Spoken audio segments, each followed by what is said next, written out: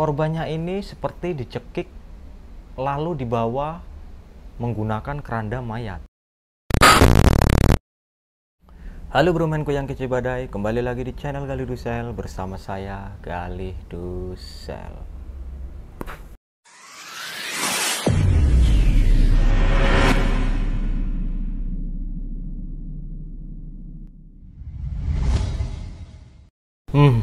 Senang nih guys bisa menyapa kalian semua. Semoga sehat selalu untuk bromenku semua, dan semoga yang jomblo agar tidak jomblo lagi, dan yang nggak jomblo jangan ngaku ngablo ya, alias ngaku jomblo.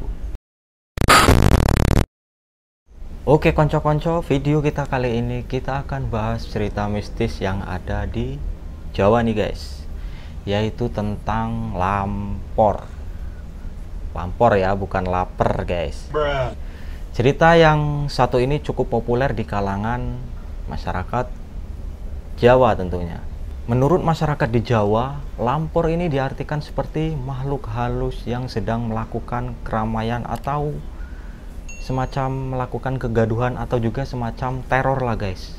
Kedatangan lampor ini ditandai dengan suara-suara gaduh yang konon katanya seperti suara iring-iringan kereta kuda dan barisan pasukan dari laut selatan menuju keraton Yogyakarta atau Gunung Merapi guys. Dan juga menurut kepercayaan di Jawa, lampor juga disebut merupakan pasukan-pasukan dari Nyi Roro Kidul, sang ratu penguasa laut selatan guys. Dan ada juga yang percaya lampor ini adalah jenis makhluk gaib yang dipercaya dapat mengambil jiwa manusia yang dikehendaki lalu dibawa ke alam gaib. Lampor ini juga dipercaya datang menyebarkan maut. Mereka juga datang dengan satu kelompok atau pasukan yang besar. Biasanya kemunculan ini berkaitan dengan acara hajatan makhluk gaib yang membutuhkan tumbal atau wadal. Dan mengenai wujud lampor itu sendiri, masyarakat Jawa ini memiliki kepercayaan yang berbeda-beda dan juga memiliki versi yang berbeda-beda. Beberapa menyebutkan lampor ini sebagai makhluk gaib yang berbentuk segerombolan arwah atau roh jahat. Dan ada juga yang menyebutkan rombongan prajurit gaib yang berwujud raksasa yang mengerikan. Dan ada juga yang menyebutkan lampor ini adalah hantu keranda mayat dan sosok makhluk halus menginginkan jiwa manusia.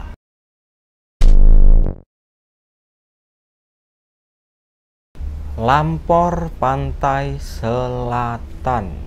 Nah, bagi masyarakat yang tinggal di pesisir pantai selatan Pulau Jawa ini percaya bahwa pada bulan-bulan tertentu di kerajaan gaib pantai selatan ini akan mengadakan hajatan atau pesta perkawinan, sehingga lampor ini akan datang ke desa-desa untuk mengambil orang-orang yang dibutuhkan untuk membantu acara gaib tersebut atau dijadikan dayang dan bisa jadi sebagai pelayan di kerajaan gaib tersebut. Ada juga orang yang diambil ini akan dikembalikan lagi dengan keadaan baik-baik saja. Namun dia ini akan lupa dengan peristiwa yang dialaminya selama ada di alam gaib. Mereka ini kembali dengan keadaan seperti orang yang linglung dan seperti orang hilang ingatan.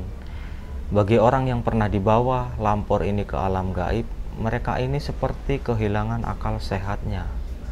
Dan tak jarang juga orang yang diambil ke alam gaib ini tak akan pernah kembali atau hilang untuk selama-lamanya. Dan bagi masyarakat di sepanjang pesisir pantai, kisah ini sangat dipercayai hingga saat ini. Dan kejadian seperti ini sudah ada dan seringkali terjadi. Kadang ada juga nih guys, yang diambil lampor ini orang-orang yang sedang berkunjung atau wisata dari luar daerah.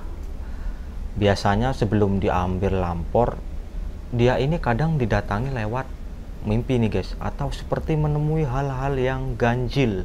Dan terkadang korbannya ini akan hilang tanpa jejak, bahkan ada yang sudah beberapa tahun baru kembali atau baru ditemukan lah guys. Dan biasanya juga korban yang diambil ini adalah korban yang sudah menjadi pilihan sang penguasa pantai selatan. Jadi tidak semuanya diambil ya guys. Lampor ini pilih-pilih juga ngambil korbannya. Sama kayak kita lah, pilih-pilih juga kalau cari pasangan, ya enggak? Tapi ingat, jangan pilih-pilih tebu ya guys. Ntar kebanyakan milih dapatnya bosok.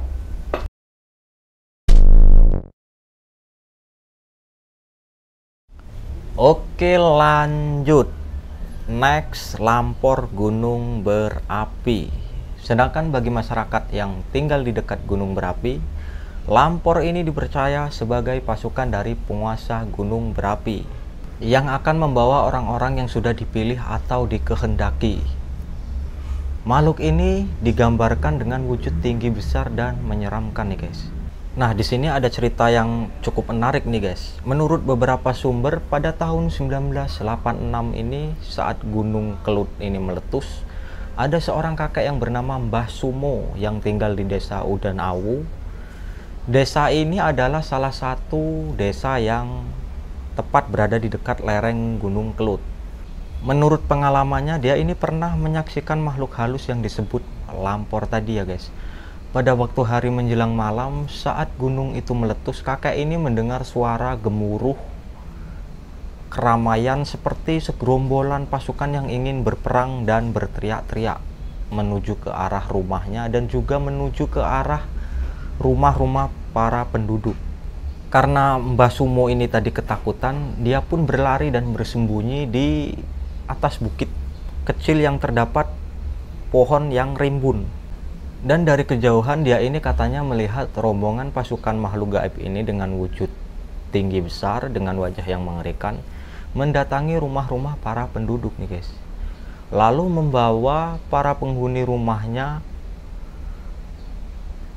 untuk dibawa ke suatu tempat. Namun tidak semua penghuni rumah penduduk di desa itu diambil nih guys. Banyak juga beberapa rumah yang dilewati oleh pasukan gaib ini. Kemudian saat lampor itu berada di dekat persembunyiannya Mbah Sumo ini tadi ya, dan salah satu dari mereka ini melihat keberadaan Mbah Sumo.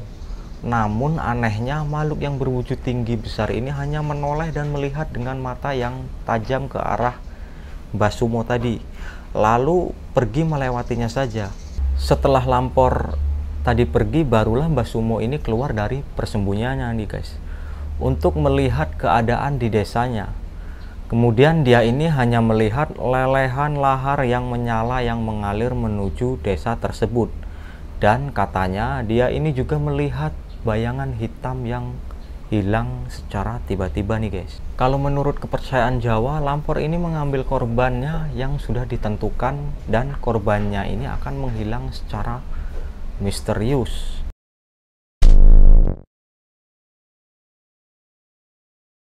Oke, next. Selanjutnya ada juga sebutan dengan nama